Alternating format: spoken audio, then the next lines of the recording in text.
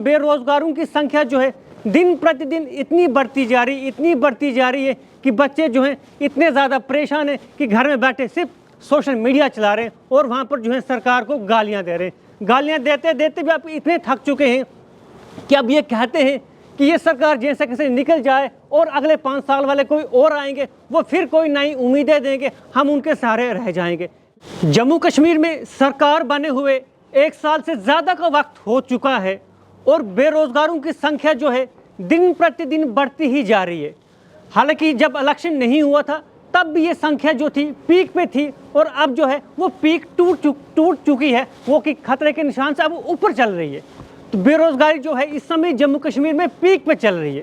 और सरकार ने कहा भी था कि हम जैसे ही सरकार बनाएंगे, यानी कि नेशनल कॉन्फ्रेंस की बात कर रहा हूँ मैं, जब उन्होंने कहा अपने मैनिफेस्टो में हम आपको 1 लाख नौकरियाँ देंगे, 3 महीने में इतनी नौकरियाँ देंगे, और 1 साल पूरा हो भी गया और अब वो कह रहे हैं जब हमारे 5 साल पूरे होंगे तब हम जो हैं अपना हिसाब देंगे, अपना जो है रिपोर्ट कार्ड देंगे। उसके बाद उनने एक और बड़ी ज़रूरी बात कही थी कि हम जो है आपकी फ़ीस को माफ़ कर देंगे, चाहे फिर वो PSI की हो, चाहे फिर वो JK SSB की हो। लेकिन अभी तक जो है इस मामले पर वह चुप्पी में बैठे हुए हैं, लेकिन वो बात करते ही नहीं हैं। अब उनने यही कहा है कि जैसे ही पूरे 5 साल होंगे हम आपको जो है अपना रिपोर्ट कार्ड बना के तैयार रखेंगे, हमने कितनी नौकरियां दी, कितनी फ़ीस माफ़ की, लेकिन कोई भी अभी तक उनने अपनी बात पूरी नहीं की। जम्मू कश्मीर के बेरोज़गार बच्चे जो हैं रो रहे हैं, सड़कों पर हैं,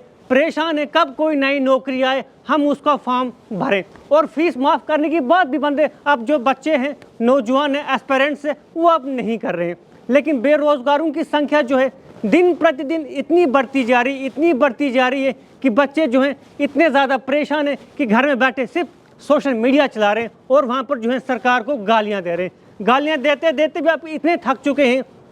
कि अब ये कहते हैं कि ये सरकार जैसे कैसे निकल जाए और अगले 5 साल वाले कोई और आएंगे, वो फिर कोई नई उम्मीदें देंगे, हम उनके सहारे रह जाएंगे। लेकिन ये सरकार जब बनी नहीं थी, यानी कि जब तैयारी चल रही थी, अपना ढोल बजा रहे थे कि हम ये लाएंगे, वो देंगे, वो सारी बातें जो हैं इस समय भूल चुके हैं। अब अपनी लाल बत्ती वाली गाड़ी में ट्यूं ट्यूं करके जो है पूरे शहर में घूमते रहते हैं और लोगों को जो है ट्रैफिक का जो जाम कंजक्शन होता है उसका सामना करना पड़ता है। और वो सब नौजवान जो है उस समय उनको सबको देखते रहते हैं, लेकिन कर कुछ भी नहीं सकते हैं और रोते रहते हैं, पिटते रहते हैं कि ये सरकार बनी तो बनी क्यों, हमारे लिए मुसीबत बन के तैयार हो गई है। कि उन्होंने कहा था नौकरी देंगे, हम 1 लाख नौकरियां देंगे, हम आपको आपकी फ़ीस माफ़ कराएंगे और आपको जो है वो मैनिफेस्टो में आपको याद नहीं दिलाना चाहूँगा जिसमें 12 सिलेंडर की बात की गई थी, क्योंकि आप लोग जो है थक चुके हैं। वो राशन पानी की भी बात नहीं करूँगा क्योंकि लोग जो है थक चुके हैं और जो लोग जेलों में बंद हैं वो तो अब प्रार्थना करते हैं कि कब ये सरकार निपट जाए, कोई और आए, कुछ हमारे लिए कुछ लेकर आए, ताकि हम जो है ये इससे बाहर निकल जाए। अब लोगों की उम्मीद यही है